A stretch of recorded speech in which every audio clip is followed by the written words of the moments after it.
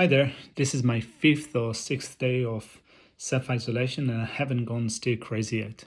Every once in a while I go out to the balcony. I'm going to do it now. So I'm going to hold my phone. And every once in a while I go out to the balcony, check out what's going on outside, see if the birds are still there. I have brush turkeys that come onto my balcony. It's a nice day today. Look at that. So, but most of the time I stay home. So I wanted just to say a few words about my daily routine, self-isolation, and then speak about things that we can think about in self-isolation. Well, not only in self-isolation, just in light of recent events. It's good to look at what's happening to us on the mind. So anyway, I was never known to be an early morning person. So I wake up in the morning. I'm not going to disclose the time of waking up. So I wake up, then I do a bit of yoga exercise. I then do breakfast. Then I do 2.5 hours of daily meditation, daily practice, and then I slowly do some reading, talk to friends, cook lunch. Then I read some text. I'm working on a translation of a couple of texts at the moment. Then I do some more meditation, some more talking on the phone. Oh my God, this talking on the phone is just relentless. Now, normally when people call me, I prefer to ignore the phone. To be honest, I normally check who's the person calling me. I normally don't pick the phone up. But as of late, I started to have 2 or 3 hours every day on the phone. I guess that this is in lieu of socializing. Socializing is quite a tiring thing, but in the last couple of days, let me see, I've spoke to Geshe Jamyang, the teacher that I've worked with in HM Razik Institute for 9-10 years. So we had a conversation. I spoke to my teacher. I had a conversation with Sewan, with Doma in India, with someone in Italy, yesterday with another person in India, then with a few friends here in Australia. It's just relentless. There was one day, I think that a couple of days ago, that was maybe day 4, that I was on the phone for 4 hours. That's pretty crazy. Anyway, so that's my daily routine. In the evening, I do some more meditation, some more translation, and I think that I still have about 9 or 10 days to go. Wait a minute, probably 8 to 9 days to go. But to be honest, I really like it. So I will probably continue on a similar routine. And it gives me a good opportunity to look at my mind and to look at what's going on here, and how can I think and assimilate all the different things that I've been studying for the last 20 odd years. So to begin with, I wanted maybe to start with what's happening here at HM Razik Institute. So for the last couple of years, maybe more than that, the Institute hasn't been doing that great financially. I think that for a long time we've been trying to break even, and we have had only a small buffer of money to enable us to keep the doors open. But then with the coronavirus coming into our life, we had to close down the center. So our kitchen is closed, our accommodation is closed, our office is closed, our shop is not working. We encourage people not to come on the property. First of all, we are following the government guidelines, of course. We also want to protect ourselves, and we also want to protect the general public. So with the current I think recommendation of social distancing, which is actually a really interesting term, social distancing, like just we keep our own spaces. So not many people can come on the property at the moment. So we had to close the center down. There's no income for the center, so we cannot keep the doors open. And for some time, we thought that we'll have to lay everyone off. Unfortunately, my heart really went for all our dedicated staff members that have been on board for either short term or long term. We have a receptionist and a team of cooks and spiritual program coordinator and a director and an excellent guy doing the maintenance and Geshe and myself. And we thought that maybe the center would have had to lay all of us off.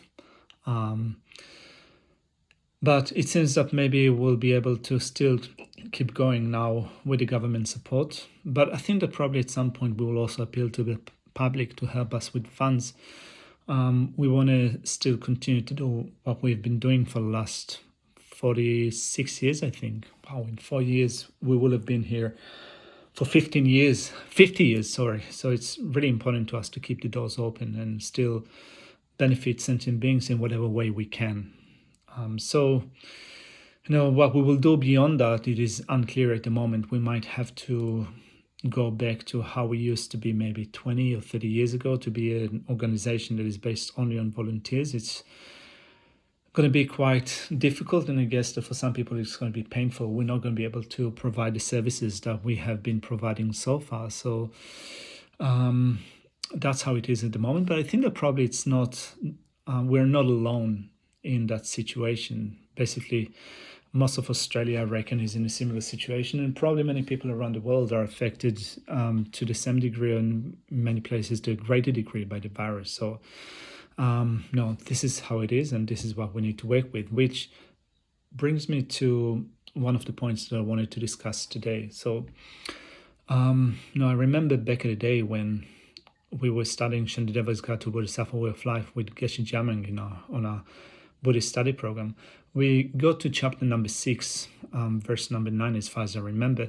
And Shantideva said in that chapter, if there's something that you can do about this situation, why worry? No, why be unhappy? If there's nothing that you can do about this situation, what's the point of being unhappy?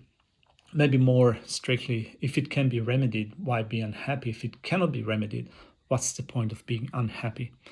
I remember at the beginning when we spoke about it, I thought that it's quite a simplistic approach to life. It's easier said than done.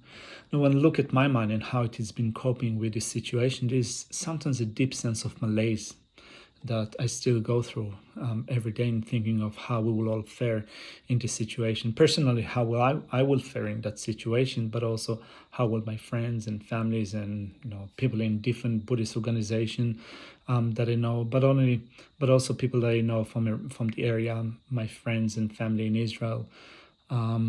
So I've been thinking of how we'll all fare, and there's that sense of helplessness and in some sense also hopelessness that my mind sometimes gets into. So it's quite useful, I think, to think of what Shantideva says. If there's something that you can do about it, why be unhappy? Why worry? And there's nothing that you can do about it, what's the point of being unhappy? So Geshe Jamin back in the day said that it's good to memorize this verse, and he said that sometimes we go through those practices where we recite a certain sadhana, manual, practice manual, and we recite mantras or other prayers. And he says that if you don't really attend your mind to the meaning of the words, there is very little benefit that you will get from that. And I tend to agree with him on that. I tend to agree. Who am I to say? But then he said that when you think about what Shantideva said, rather than reciting all those prayers, if you really put your heart in mind to put that into practice, you'll get a great benefit. So, when I think about it, what can I do in this situation? If there's something that you can do about it, why be unhappy? So what can I do? Well, first of all, I can practice social distancing. Now I can try as much as I can to be in self-isolation. I'm doing it to my best ability.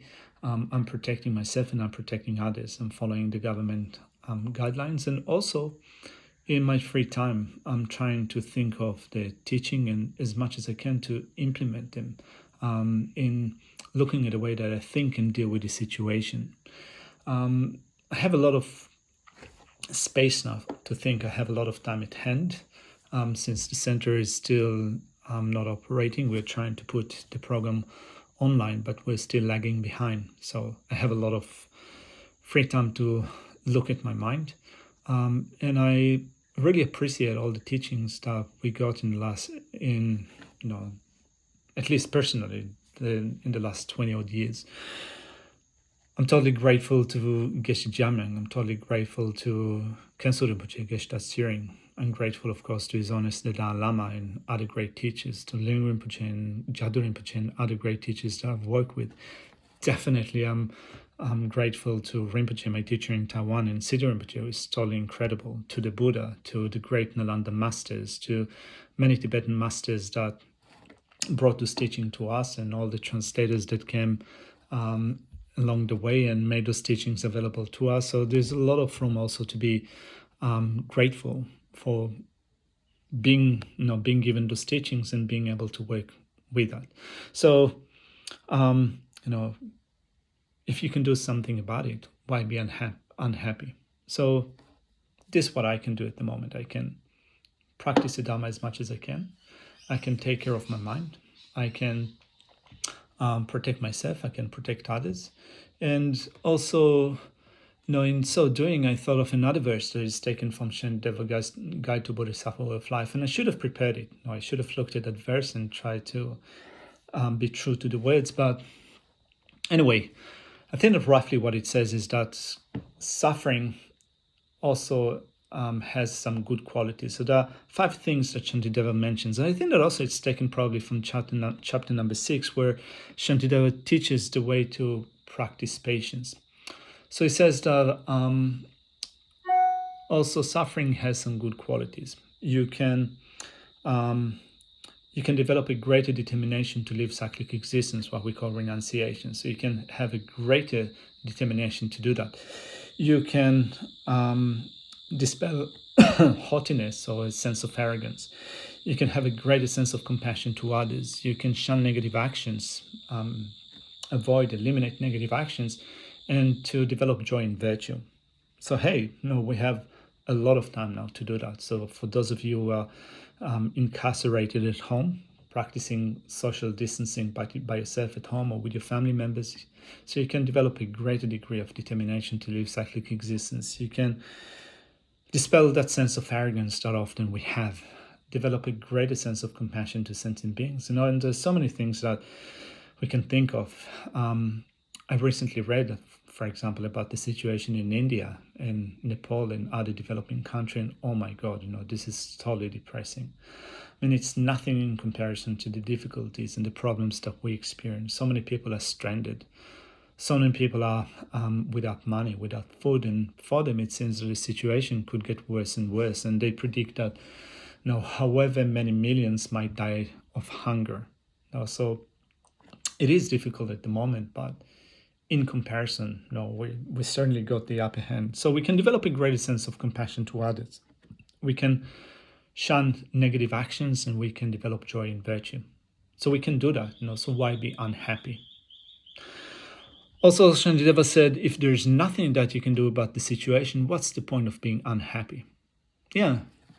Again, it's easier said than done. As I said, there is the deep sense of malaise and discomfort that we experience, at least that I personally experience. And yet, when I look at my capacity to deal with this situation, really, I have no control. I have no control over that situation. And this is what the Buddha said in his teaching. He said that when listing down the different types of suffering that we living beings, sentient beings, experience within the myriad cycles of samsara, you can think about it in terms of the 3 types of suffering, the 6th type of suffering, the eighth type of sufferings. And one of them is the suffering of having no certainty. I think that it's probably, you can probably slot it in the 6 types of suffering, and it is definitely related to the suffering that we experience as human beings, the suffering of birth, of sickness, of aging and death, and not getting what we want, having to be separated from things that we like, looking for something and not being able to get it, and the suffering of having this body, this what we call the contaminated, appropriated aggregate. But anyway, the point is that we have no certainty. We have nothing that we can rely upon in cyclic existence. And there's nothing that we can do about it other than eliminate the source for that, which is karma and afflictions. And so long as we haven't eliminated that for that long, we will still continue to experience such situations, even worse situations. Who knows what will happen in a month or 2 or 3 from now. We just don't know. So if there's nothing that you can do about the situation, then keep it at bay. Keep your mind at bay, because often what happens is that we get totally worked out, totally worried, totally anxious, totally caught up in our own mind. So take a step back, have coffee, have a chill pill, have a glass of water, and think of what you can do in that situation and what you cannot do in that situation, and don't let your situation go out of control. Don't spin out. So as I said, it's easier said than done, but we all, I guess, now have the ability to look at our mind and every so often to check what's happening. Am I anxious? Am I worried? And I'm unhappy? What can I do about this situation? What can I not do about this situation? It's such a wonderful opportunity to put it into practice. So that's what I'm trying to do. As I said, I haven't perfected it. As I said, I still have sometimes that sense of malaise and discomfort, and I'm worried, and I wonder how we're all going to fare. But at least I'm trying my best. So that's what I thought of saying for now. I thought of also maybe recording some more segments in the next few days. Speaking of that verse that I mentioned from Shantideva's Guide to Bodhisattva of Life, also suffering has those good qualities. You can develop renunciation. You can dispel haughtiness. You can have a greater sense of compassion to others, shun negative actions, and develop joy and virtue. So I'll try to use the time that I have to record some more, maybe brief clips, brief videos speaking about those points. And in the meantime, please stay tuned. We're still trying to put our program together. Currently, we're affected by some technical problems. We need to have a dongle at Geshe-la's house. He doesn't have internet in his place. I'm in self-isolation now, so I have no idea whether he has a laptop in his house or in his room, whether he can use it for using Zoom, zooming in, zooming out. So that's one technical problem. Also, I don't have internet connection at home, so I'm trying to work out with whatever phone allowance I have. Now we have other issues here at Chenrezig Institute that we're trying to work through at the moment. So please bear with us. You can still continue to join us daily for our Tara Puja, which is happening every day at 3:00. So check out our Facebook page. There are details and links telling you how to join it, to join our Tara Puja, daily Tara Puja. And that's it for now. So till next time, stay well, take care of yourself, take care of your physical well-being, protect yourself, protect others. Look at the people around you and try to assess who is doing not that good physically and mentally, and try to help them as much as you can, of course, and being also sensible about it, protecting yourself and protecting others.